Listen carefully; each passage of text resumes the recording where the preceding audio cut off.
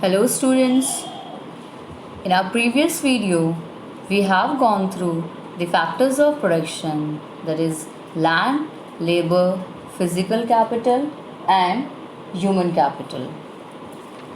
In this video we are going to study farming in Palampur. In our introductory video I have told you about three topics, that is limitation of land as a resource. Is there a way one can grow more from the same land? And will the land sustain? All these three topics are interrelated to each other. In this video, we will study about these three topics. First topic is limitation of land as a resource. With the help of introductory video, it is easy to get that for the people of Palampur, land is an important resource. In factors of production, the first factor is land. For agriculture, you will require land first. Without land, production cannot take place. Along with the important factor, land has a limitation also. That is, land is fixed. We cannot multiply the land as per our convenience. We have already seen that farming is the main production activity in Palampur, and for that land is required. So, the people have to use that fixed land for their main production activity, that is farming. It means there is a basic constraint in raising farm production, that is land area under cultivation is practically fixed. For example, if we construct a house, then it is possible to build 2 or 3 floors according to the need. But in case of agriculture, it is not possible to grow one crop on top of the other. As all land is cultivated in Palampur, no land is left idle, so there exists no further scope to increase farm production. Now we'll move to our next topic. Is there a way one can grow more from the same land?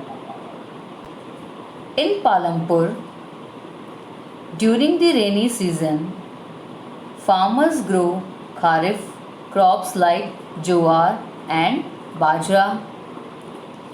They grow these to feed their cattle. Between October and December, they cultivate potato. In the winter season, fields are sown with wheat. A part of the land area is also devoted to sugarcane, which is harvested once every year and is sold to traders in Shahpur either in its raw form or as jaggery. Farmers here are able to grow different crops in a year because of the well developed system of irrigation. With this, you can see that they have limited land which is engaged throughout the year. They grow kharif, rabi and other crops in alternative rows so that no area of land is left empty. With the increase in production, more income will be required and land is a fixed resource. So, is there any other way to increase production? Yes, there are other ways like multiple cropping. Now, what is multiple cropping? To grow more than one crop on a piece of land during the year is known as multiple cropping. With the help of multiple cropping, production can be increased from the same fixed plot of land. The other way of increasing production from the same land is to use modern farming methods for higher yield. Yield is measured as crop produced on a given piece of land during a single season. In simple words, yield means how much you have produced. Irrigation, high yielding variety seeds are used in modern farming methods. High yielding variety seeds are genetically modified so that production can be increased. Production can also be increased by using modern machinery like tractors, threshers. Earlier, sowing and harvesting were manual. Now, with the help of modern machines and technology, sowing and harvesting have become much faster and easier. With the help of chemical fertilizers, pesticides, etc., the production has increased on the same fixed plot of land. We have a classical example of all this, which is Green Revolution. The Green Revolution in the late 1960s introduced the Indian farmers to cultivation of wheat and rice using high yielding variety seeds. Compared to the traditional seeds, the high yielding variety seeds promised to produce far larger quantities of food grains on the same piece of land. Higher yields were possible only from a combination of high yielding variety seeds, irrigation, chemical fertilizers, pesticides, etc.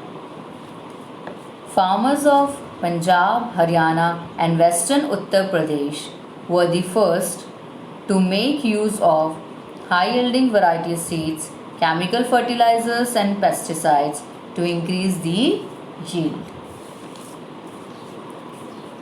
We have seen that how the production can be increased on the same piece of land by multiple cropping and by using modern farming methods.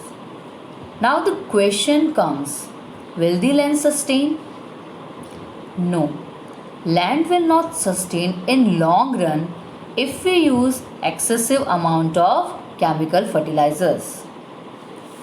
Along with the benefits of using modern methods of farming, there are some negative impacts too. Scientific reports indicate that the modern farming methods have overused the natural resource base. In order to increase the production, farmers overuse the natural resources and use chemical fertilizers, pesticides, etc. in ample amount, which gives negative result. The negative impact of Green Revolution are: first of all, Green Revolution is associated with the loss of soil fertility due to increased use of chemical fertilizers. That is, we have lost the fertility of soil because of the overuse of chemical fertilizers. Secondly, continuous use of groundwater for tubewell irrigation has led to the depletion of the water table.